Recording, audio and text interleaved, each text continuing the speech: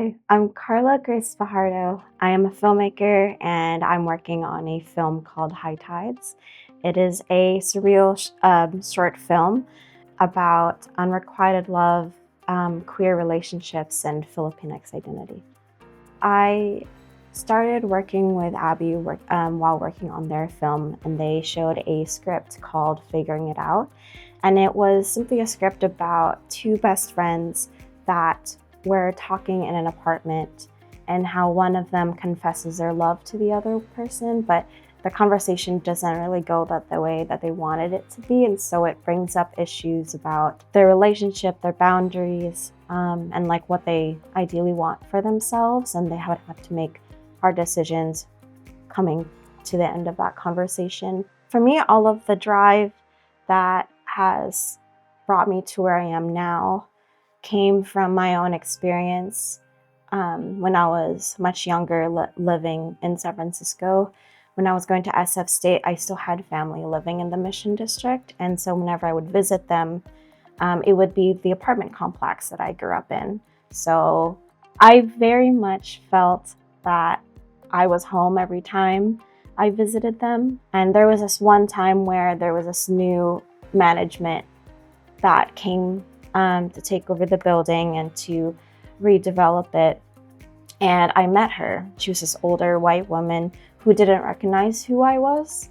So when I was trying to get into the building, she stopped me into trying to get into the building and asked me, did I belong here?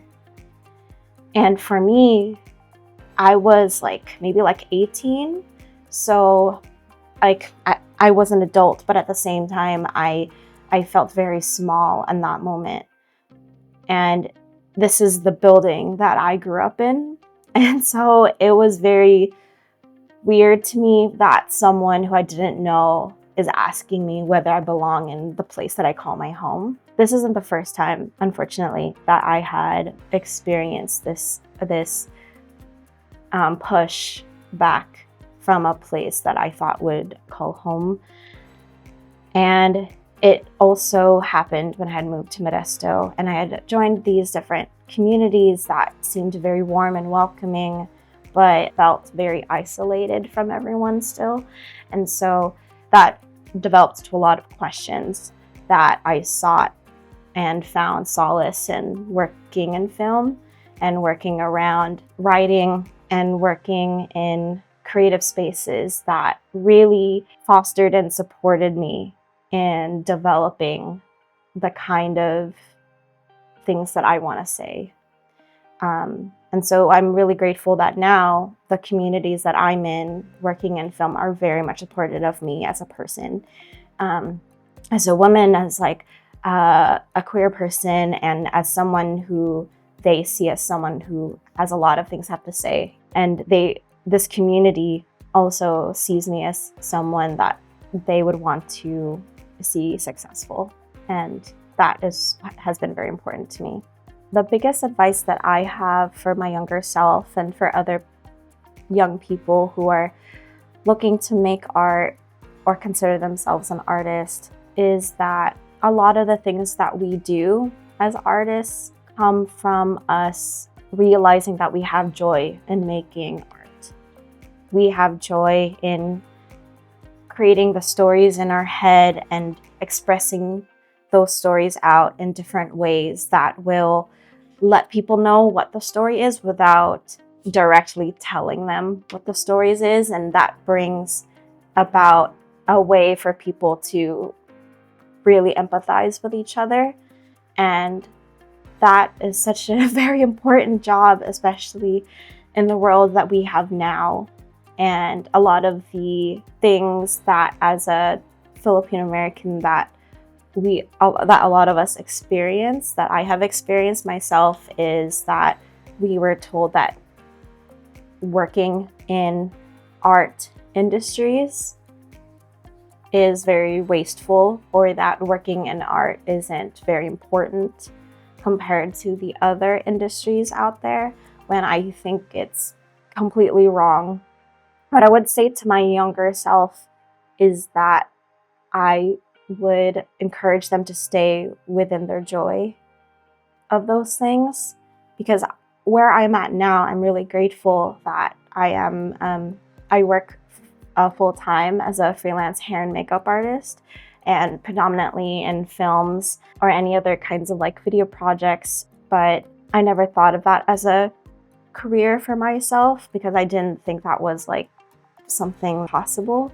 But for me, what kept me going was the idea that I need to be with things that I enjoy, and I need to do things that makes me happy, because it's not just for a selfish reason that I want to stay in this, but I think it's because I see within myself that I have something within me that can contribute to the world that is not just in service of myself, but in service for others too. And I think that is the part that gets discredited a lot when people see artists as people that are not contributing to the world. There is a lot more that people don't understand that I want to tell young people that we should prove them wrong. There's a lot more that we can do as artists than what people may think.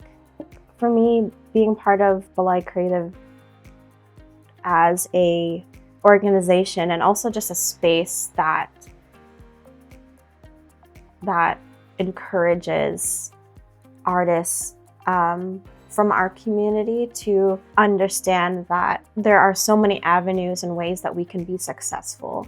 That's the thing that I learned a lot from all of the workshops that really spoke to me, was that there's so many resources out there that we as artists aren't really told a lot about, or we aren't really shown that this is possible as a way of like for us to pursue our art, our business.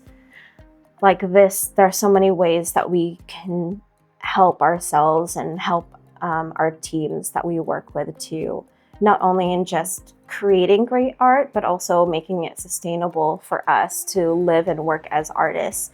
And it really changed the way how I thought about myself. And the fact that a lot of these workshops were led by predominantly a lot of other like Filipinos and POC artists was also such a big eye-opener for me, in that there are so many people out there that are creatives, that are artists, that are willing to help each other too. And so I'm really thankful for that part of BALAY and letting me know there's not only a community and a space for me to grow as an artist, but also there are foundations that are already in place and platforms that I can use to really showcase myself and show people like who I am, and also being able to provide opportunities for me to go into the work that I really want to do. I also want to say that I'm really thankful for them to connecting me with my mentor, Marie Jamora, who is an amazing Filipina director.